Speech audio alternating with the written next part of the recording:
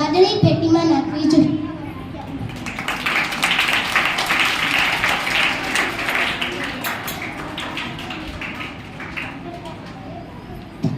ઝેરી કચરો. હું આજે તમને ઝેરી કચરા વિશે કહીશ. ઝેરી કચરો આપણે કાળી ડોલમાં નાખવો જોઈએ, જેમ કે પાકા રંગો, પછી ટ્યુબલાઇટ, વાપરેલી ટ્યુબલાઇટ, દવાઓ, જૂની દવાઓ, બેટરીઓ વગેરે કાળી ડોલમાં નાખી શકીએ છીએ.